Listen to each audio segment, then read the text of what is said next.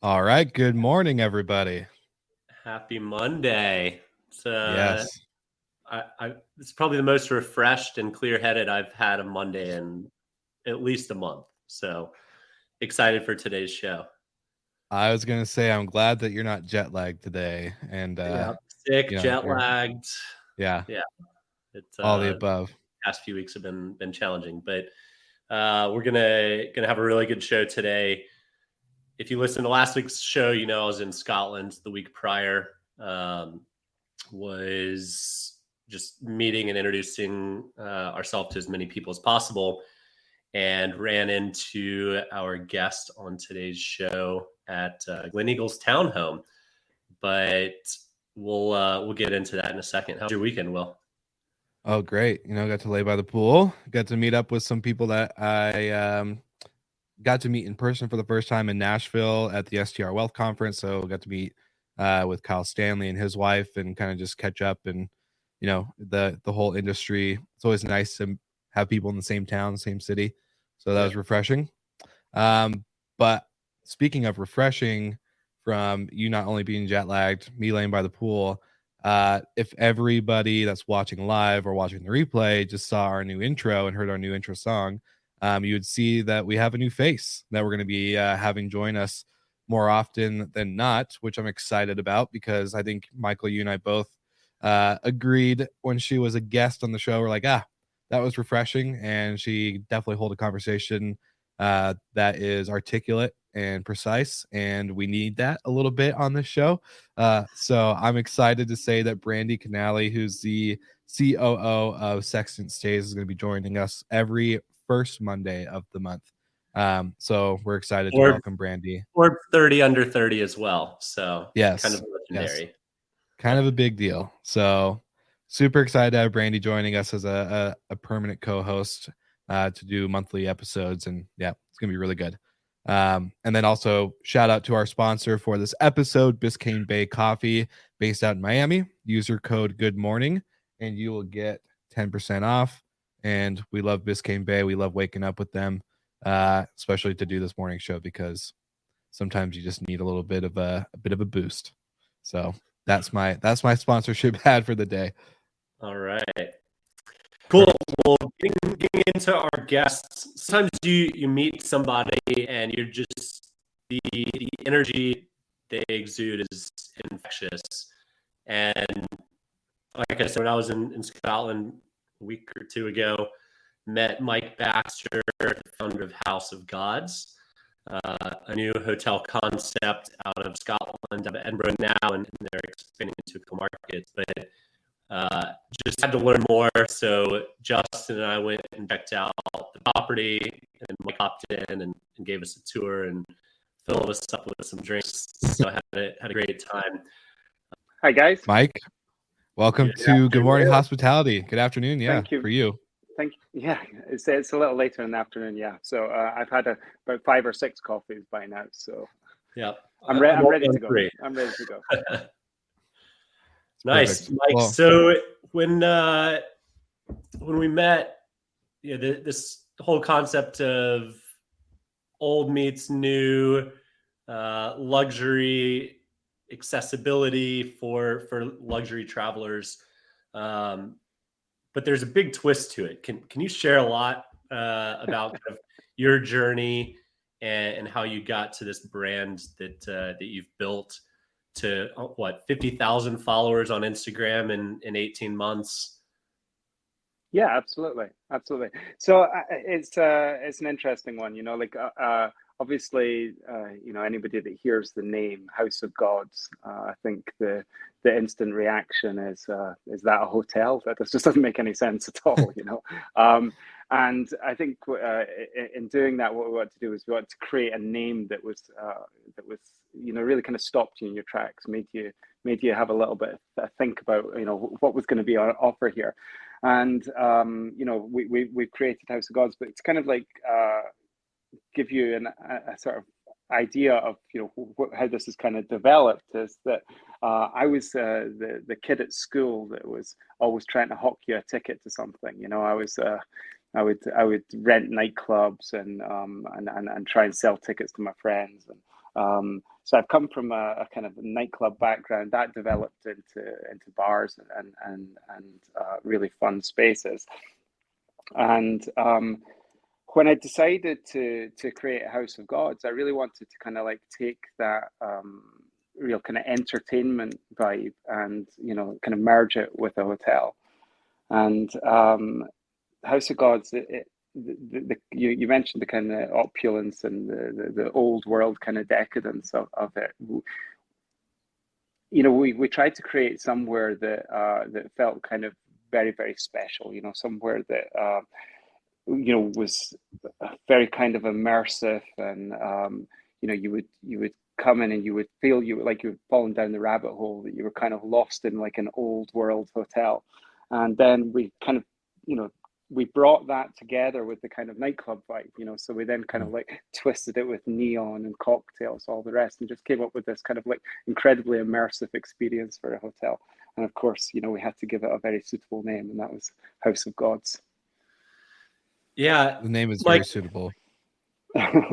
Will, if I told you there's a 22 unit hotel that doesn't have a single window in any of the rooms, and the square footage of the hotel room is slightly larger than a king size bed, what do you think the ADR would be? Oh, yeah. Without knowing the rest of like the House of God vibe, right? The cocktails, the old meets Just new. on that description. Yeah, just on that, I would be like, I think it's a dungeon cell. I'd be like, it's where people get held captive. So probably very, very low ADR. Very low ADR. Mike, what are you guys pumping out? Well, yeah, I mean, our ADR sits at around 200 Wow. sterling. So that would be what, 250, 260 US dollars. Wow. So it's quite an ADR, but like a lot of our so when you say held captive, I mean, we do like to hold people captive for the right reasons. Mike, you mentioned getting lost. It's very easy to get lost in the upper chambers of the absolutely. So yeah. So I mean, I think that we're not selling we don't really look at it like we're selling an accommodation solution. We look at it as though we're selling an experience. So I don't really consider our competition to be what the local 4-star boutique hotel is doing, or any of the other offers. I kind of view that way of selling a room is more like a commoditization, and that's what the OTAs do.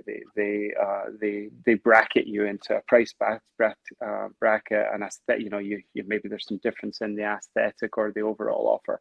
What we're selling is much more of an experience. So from the moment you step into the hotel, we like to leave the reality and your everyday world behind you, and every single touch in the hotel is it's very maximalist, it's very decadent, it's very hedonistic, it's very over the top.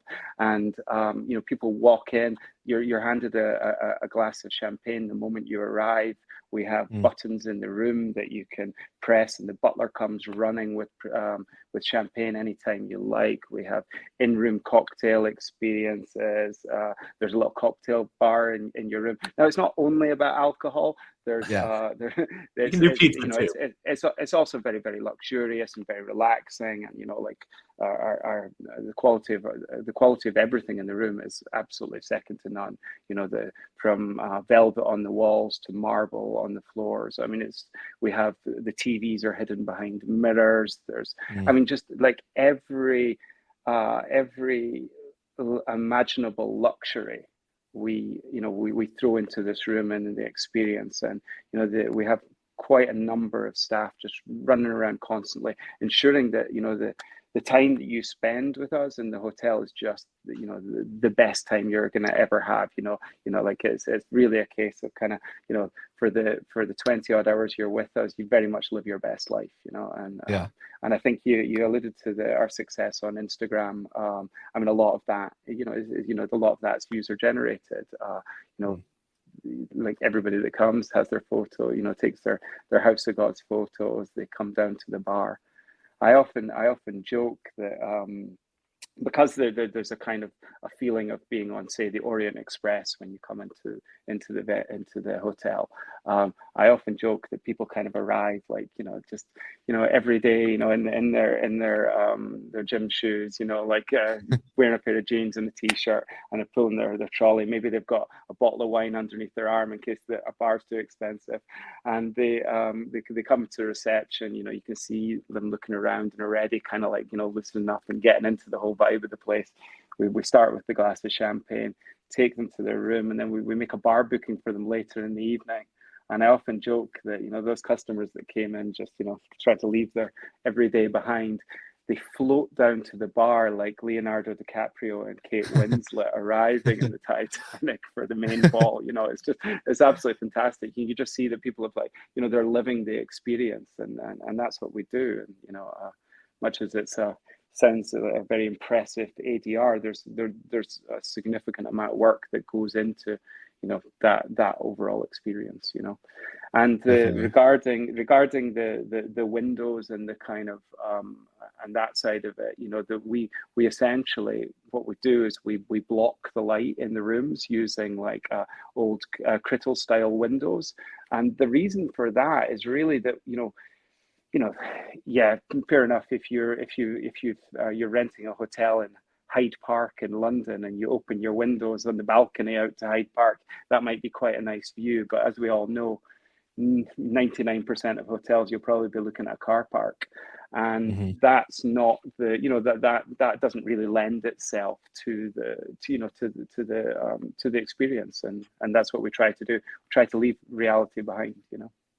I love that. And I have a question just based on, because like I love that your whole theology behind it reminds me of another guest I've talked to in the past that's very focused on experiential hospitality, right? You're not selling a room, you're selling an experience, like that change in the body and the way that they're coming into the hotel to when they leave. Yeah. That transition is very important. And so when it comes to listing on OTAs, right, like they're not seeing it as that. Like Booking.com, Expedia, all of them, they are seeing we have 22 rooms to sell of this property, and we will obviously want all of our users and customers to book and buy this room. So how is it for you guys controlling that experience and that brand standard, the kind of what to expect before arrival? How do you set that tone beforehand? Of course. I mean, the challenge for us, especially in a city like Edinburgh, where you have as much international travel as you do, is that we really have to really onboard. So if somebody comes to us through Booking.com, we actually have quite a low OTA. So at the moment it's sitting about 25%. It's a lot higher than it would normally be, and that is a result of like then really a huge surge in international travel that's happening in Edinburgh and has happened over the last couple of months. But what we try to do very, very quickly is start communicating with that OTA guest. We use a number of bits of software to start communicating.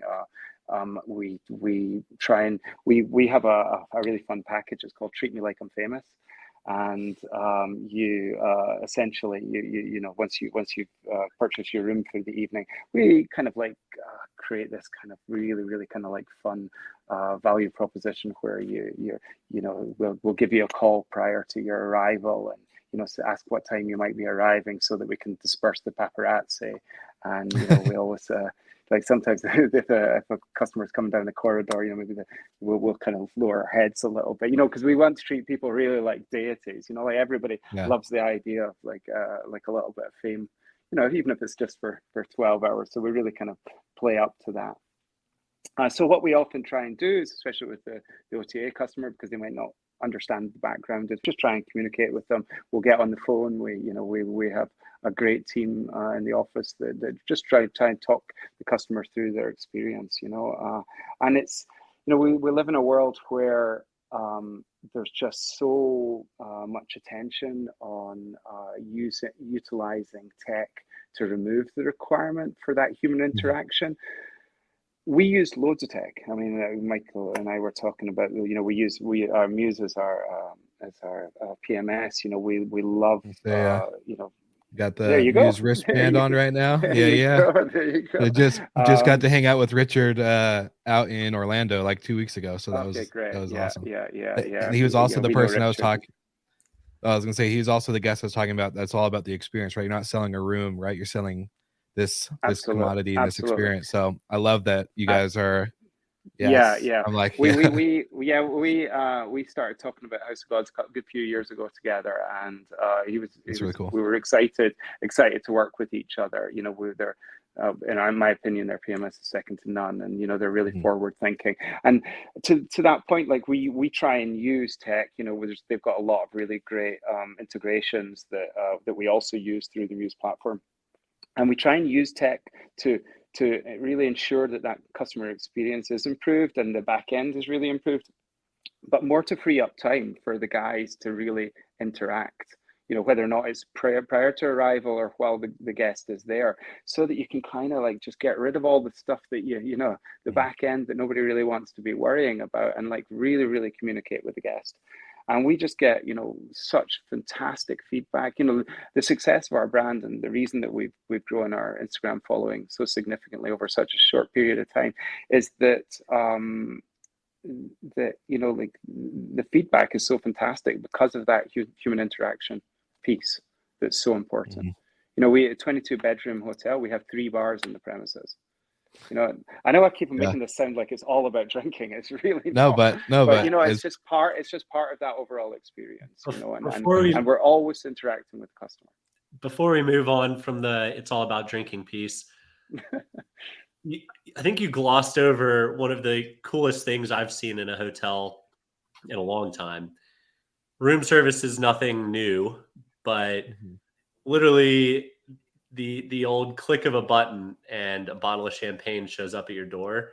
Absolutely. You might have missed it when Mike said this, but right by the bed, there's a little button that you can press, and a bottle of champagne's at your door in a matter of minutes. It's Literally, it's just a champagne button. It just is Yeah, that's right. champagne. That's right. So we have That's how awesome. how many bottles of champagne did you hawk last year, Mike? in 22 bedroom hotel, it was a little over 13,000. 13,000. So think you said that's a little more between between 2 and 3 Yeah, bottles yeah, per because night. it's a lot to do with it's package related, you know, like so Yeah. these treat me like I'm famous, you know. And so the way that we see our brand is, and as I was saying earlier about, you know, we don't consider ourselves a commodity. Our niche is very much, you know, birthdays, celebrations, anniversaries, proposals. You know, we've had like just loads and loads of proposals, and you know, as a result, that button gets pressed quite a few times. Yeah. The button's actually fun. There's also a button for your breakfast. So we deliver the breakfast to the rooms so that people don't have to get out of bed. So we deliver a hamper. We do a kind of, we've got a kitchen and we run. You just order from like a kind of really fun bagel menu. It's in New York deli style, and it's just, we partner with a local brand. We brought them into the, you know, they do it best. Actually, it's a friend who's from Montreal who's brought a bagel brand across here, and you know, so they're the best in the town doing that. We have and we also have a fun button at the end, which is milk and cookies. So if you press it, the butler will come running with your milk and cookies at around midnight, and you know, it's fun. Like, you see people getting all dressed up in their jammies, ready for their pajamas, rather, ready for their milk and cookies. Like, it's a big treat. You know, it's like adults, like, you know, playing like kids. It's fun. And Really fun. what's the average cost on milk and cookies, on a breakfast, on a champagne? All these sort of things we just throw into it's all part of the experience. Yeah. So they come along with, we try to so you know, anybody, you know, if you've got the right money, you can go out and buy luxury anywhere. Yeah, so you can go and stay at the, you know, there's some fantastic hotels in Scotland. You can stay, you can spend thousands of dollars a night, and I think that one of the things that that makes people nervous about that kind of stay is you don't know what you're in for, right? So yeah, you might know what you're in for with your ADR. That, you know, you may, oh, I got a great deal on the ADR because I'm staying on a Tuesday in February. But then when you go down to the restaurant, the Michelin star restaurant, you know, it doesn't recognize that it's a Tuesday in February.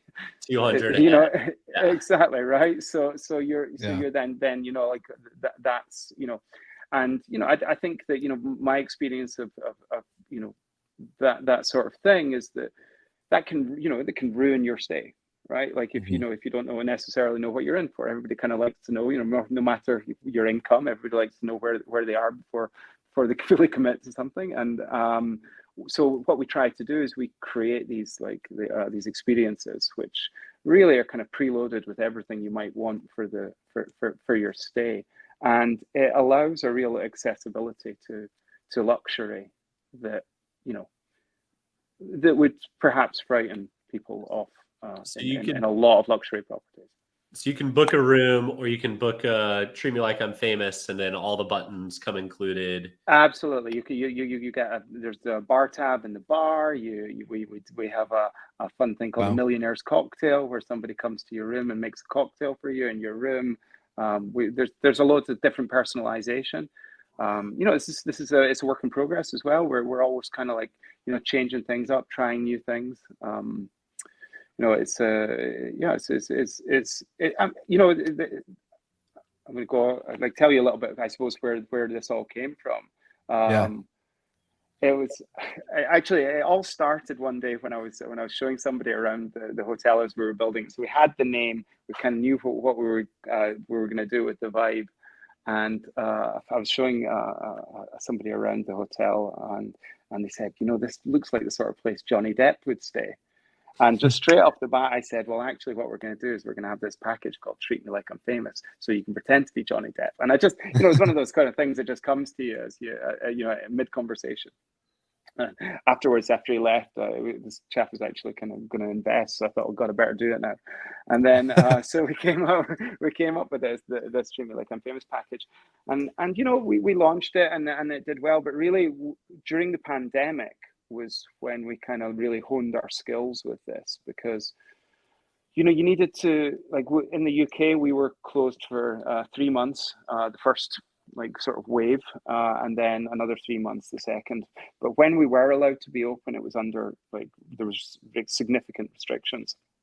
And the restrictions were mainly around, you know, the use of like public spaces for bars and things. Can't play music, you can't dance. So you weren't allowed, in Scotland was the only place in the world you weren't allowed to play music, just in case, I don't know, music. Anyway, we've all got our opinions on that, right? I won't make this political. But so yeah, we had to kind of like come up with all these. So basically, every time Nicola Sturgeon, who looks after our country for us here, would announce a new restriction. We used to call it like Creative Tuesdays, because we would have to kind of like sit around the office and like pivot and reimagine our business like in about an afternoon, right? So we would come up with like variances on these experiences that we could do. And one of the really fun ones that we did was we weren't allowed to open the bar anymore, but we still wanted people to come to the hotel. So we sold rooms with what we called our HOG sound system, right? And what would happen is you would, at like 10 o'clock at night, you would message the hotel. Now we use WhatsApp as our communication in the hotel. It's really fun because we can send silly gifts to the customers and things, and it's really, you get some great back and forth banter with the customers. It's just really fun. And so you would start the experience, and next thing you know, you get a knock at the door, and we've got a Marshall amplifier blasting Welcome to the Jungle by Guns N' Roses into the room. We filled the corridor with smoke. There's like flashing lights, and then the bartender's dressed as Axl Rose, and like the drinks that you've got are like in skull glasses and everything like this. So was the start of your cocktail experience. We did a Notorious B.I.G. Hypnotize one where we sprayed you with House of God's money. And then we did a kind of a Faithless, which is a very famous dance band from the UK that and there was glow sticks and things like that. And then we we finished the evening like about 12 o'clock. We finished the evening with A Kiss from a Rose by Seal, and the lady in the room got handed a rose by the bartender. It was a lot of fun, you know. And it was just something that we created in order to solve the issue that we had. And I mean, we operated at 100% occupancy then, like every day that we were able to open, which is, you know, cannot be said for a lot of hotels, which was, you know, it allowed us to thrive, to survive, and actually to thrive, because these experiences, I mean, we opened 6 months prior to COVID, right? So it was like literally the worst time to open a hotel with, you know, capex overspend and all the rest of it. And you know, and it really sculpted the business, and it's, you know, we've taken that with us, and it allows us, everything we do today is like, it's definitely some way influenced that, you know, we've become very agile as a business as well. We're able to kind of like pivot very, very quickly, and you know, it's really made everybody really think about what we do in a very, very different way. Do you have enough staff to do every room at 100% occupancy? How do you guys do that? There's a lot of running around. Like bartenders are very, very fit here. Yeah. Down the stairs. That's incredible. 2 questions that came out of that, Mike. I'm one that goes to bed early. Okay. How many noise complaints have you gotten showing up at a door with Marshall speakers blasting? Well, so you know, I've got a couple of other properties, and we built a property in London, and I come from a building background, so you know, we've got a really, really good understanding of building. I think that's one of the ways that we've been able to achieve such a luxurious finish. It would be an incredibly expensive finish if I hadn't come from a building background. Now, one of our other properties, it hasn't been built with a great deal of soundproofing, and you know, the problem I always think is the Achilles heel of every, like, you know, that's the worst thing you can possibly do when you get into the hotel game and build a hotel, is not to put noise as the number one thing that you've got to solve. I mean, your ops can be absolutely terrible, your marketing can be horrendous, your staff can be the worst trained, in the country. All of those things you can fix. Without a major start at the beginning capex spend, you can't fix a noise issue. There's just no way of doing it. So when House of Gods is a brand that, you know, we intend on, we're going to be aggressively rolling it out, and it was so important to us to ensure that was done right.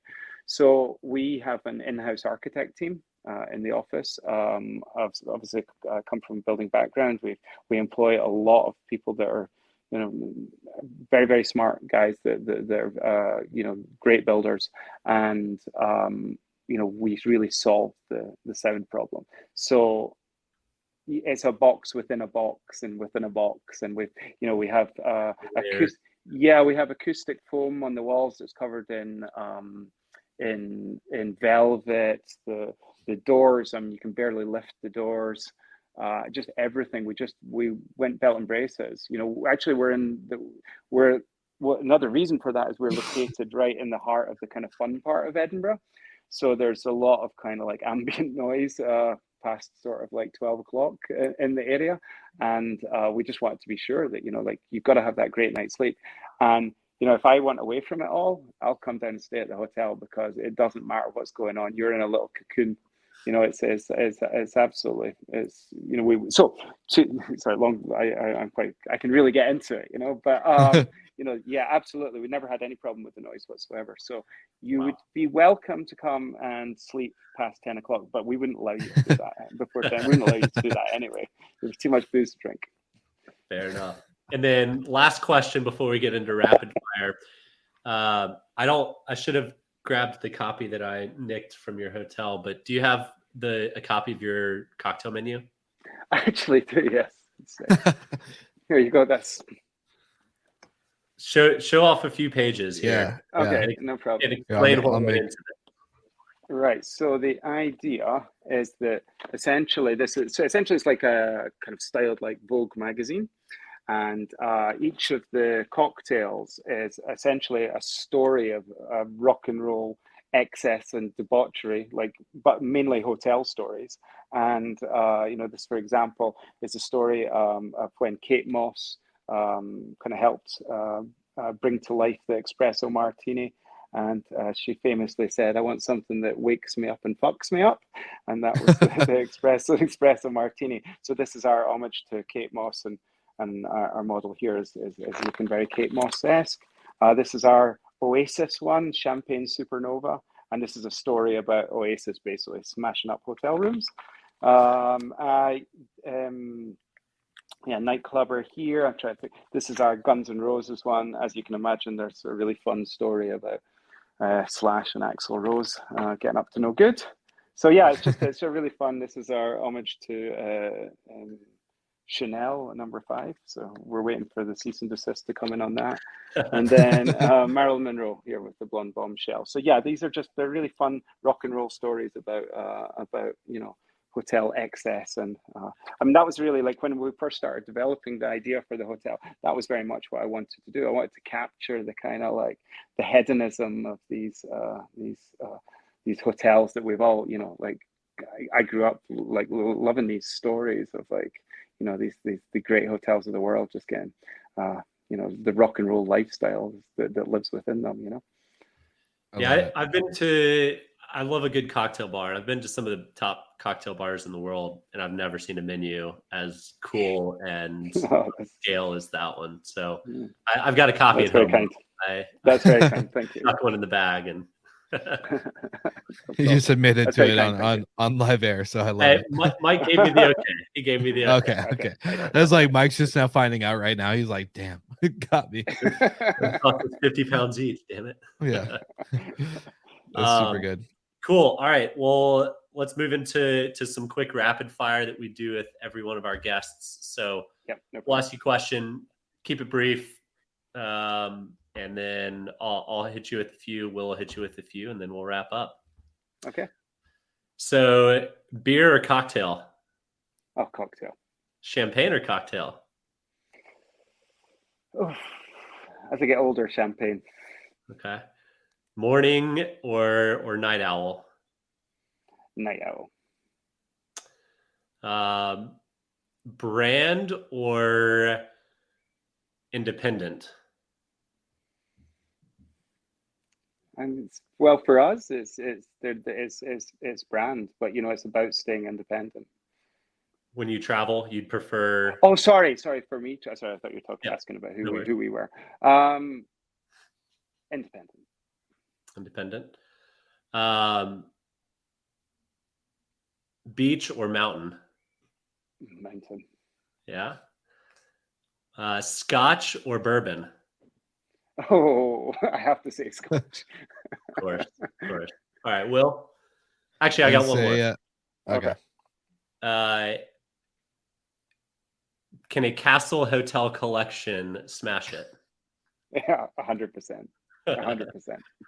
Of course, I told you how much I loved the idea when I met you. Yeah.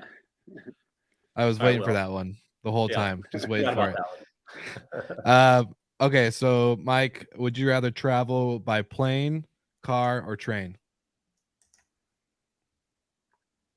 Train. Would you rather have pizza or tacos when you're hungover? Pizza. If you could pick to listen to a podcast or to watch a YouTube video, what would you pick? Well, this podcast now. Good answer.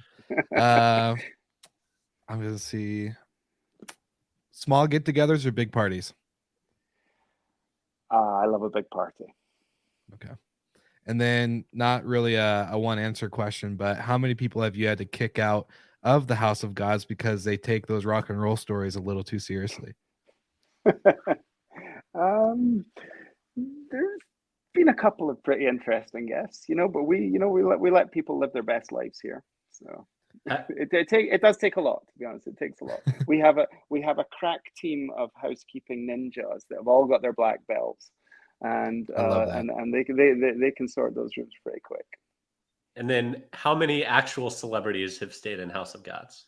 We get quite a number now. Yeah, like I would say every fortnight or so, there's definitely somebody pretty interested in the building. That's So awesome. who's the coolest celebrity that you've seen walk through your doors? Well, you absolutely know I cannot tell you that. Of course you can. I don't know. He mentioned Johnny Depp earlier, so I'm going to assume it was Yeah, probably there you Johnny go. Depp. There we go. Yeah, Amber Heard, Johnny Depp. During the trial. Only Johnny can confirm that. Fair enough. Fair I enough. love it. Well, that was it for my rapid fire questions. I just mostly wanted to know how many people you have to kick out because they start swinging from the chandeliers or something like that. But Well, we actively encourage it, so we can't be too hard on people if they do. Well, you would go crazy. I love it. You would go crazy. I was gonna say it sounds like my place. I think we need to throw a conference there or something. Let's just get absolutely. Let's just get wild. I We'll love it. We'll open some up in the US soon. So perfect. Well, I want to say thank you, Mike, for joining us on the show. I know we went a little bit over and we had some good live viewers tuning in. But where's the number one place that people can find you if they want to learn more about you or the brand? houseofgodshotel.com is the easy one to find out, and following us on Instagram. So our handles at House of Gods Hotel. And yeah, perfect. Too easy. All right, everybody. Well, I think this was a great episode. Thanks for joining us, and we'll see everyone again next week. Thanks very much, guys.